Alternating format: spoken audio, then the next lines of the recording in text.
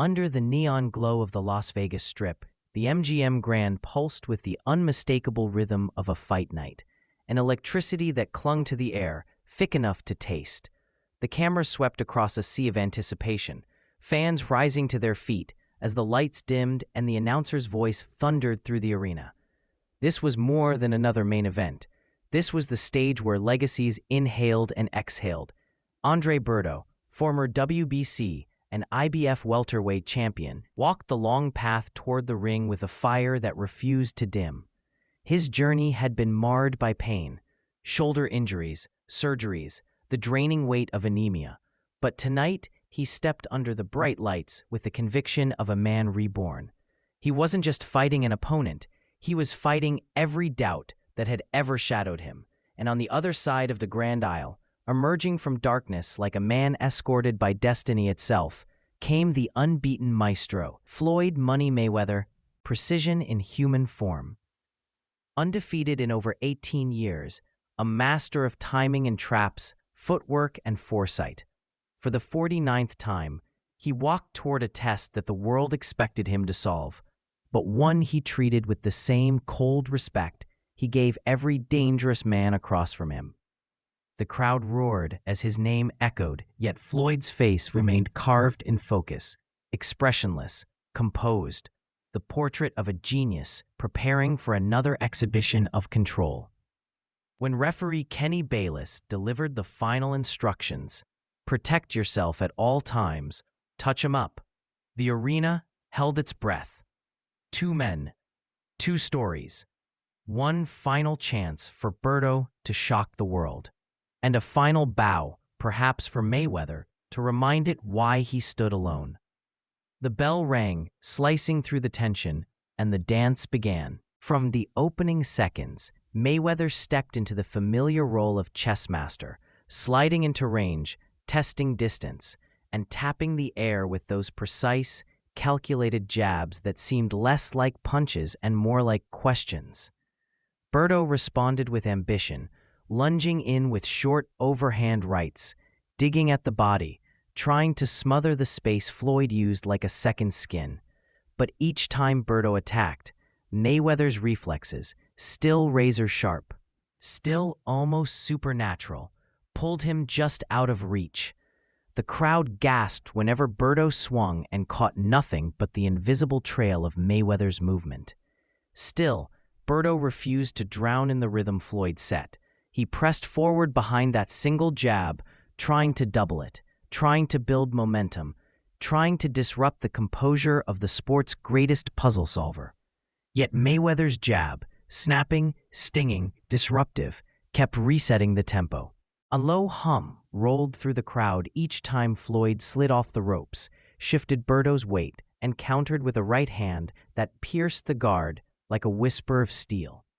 Berto was game, aggressive, determined, marching forward with clenched teeth and restless fire. But Floyd was painting, each slip a brushstroke, each counter a signature. Every round became a lesson in subtlety. Mayweather walking Berto into feints, stepping back just enough to draw a miss, then stepping forward to land clean, precise shots that stole the air from the moment. Berto would flurry, Mayweather would answer with economy.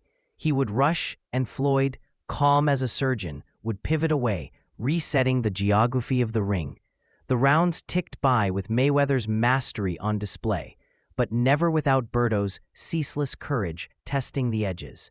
This was a fight being fought in two languages, one of heart and one of brilliance. By the middle rounds, Berto surged with the urgency of a man who understood time was slipping. He came out throwing heavy leather, big right hand swooping in with the hope of landing something that might tilt the night in his favor. His face showed strain, sweat, swelling, determination, but his spirit refused to fracture. Floyd, meanwhile, seemed to glide. Even when Berto trapped him against the ropes, Mayweather turned the moment into a classroom. A shoulder roll here, a tucked chin there, a right hand snapping through the smallest gap in Berto's guard. The crowd erupted each time Floyd's precision broke through Berto's pressure. Yet Andre kept marching, breathing hard through the storm. urging himself forward with the grit of a man who wasn't just fighting for victory, but for validation. At times, Berto connected, glancing blows that earned him roars from the crowd and a nod from Mayweather. But those moments were fleeting.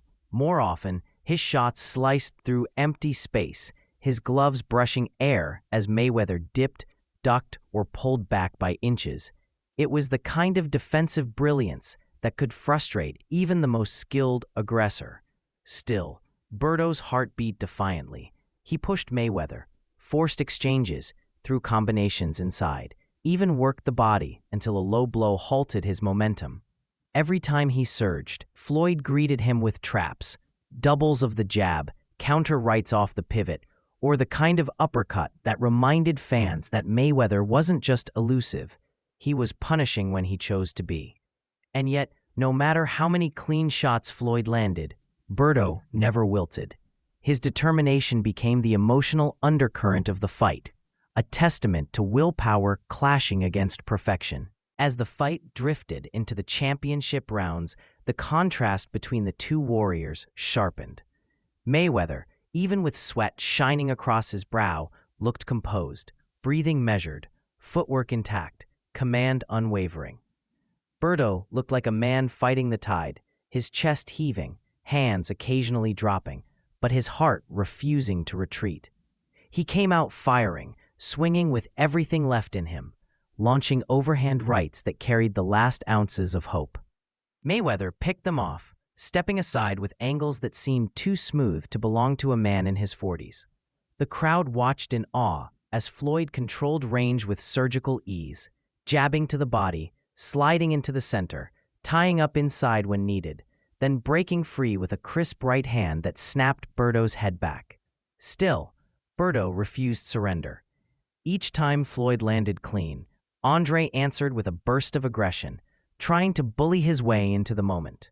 He stalked forward relentlessly, absorbing shots, throwing back combinations with urgency, but Mayweather's discipline never bent. His defense remained a shell of impossible angles, shoulder rolls, tight parries, lightning counters.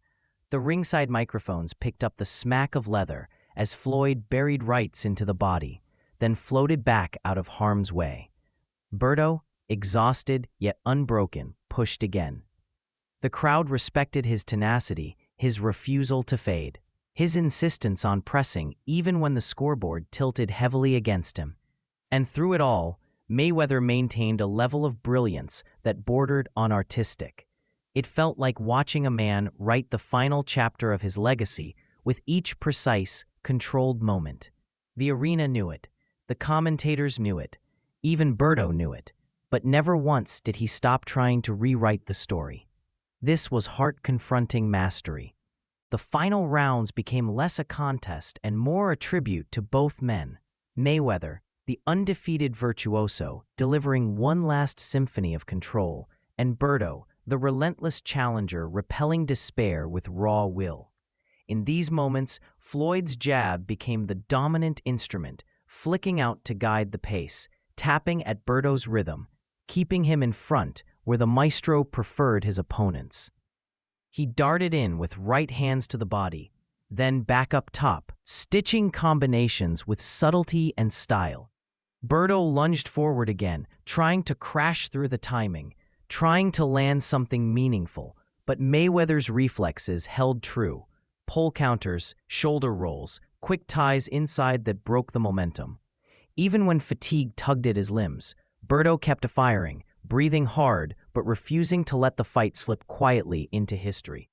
He kept pressing, kept swinging, kept chasing the whisper of a miracle. The crowd stood on its feet during the final exchanges, cheering both the brilliance of Mayweather's craft and the bravery of Berto's resolve.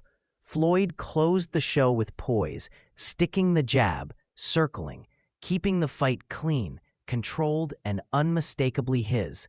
As the final bell echoed, the arena erupted, not just in celebration of victory, but in recognition of witnessing the closing act of one of boxing's greatest performers. Berto leaned on the ropes, exhausted but unbowed.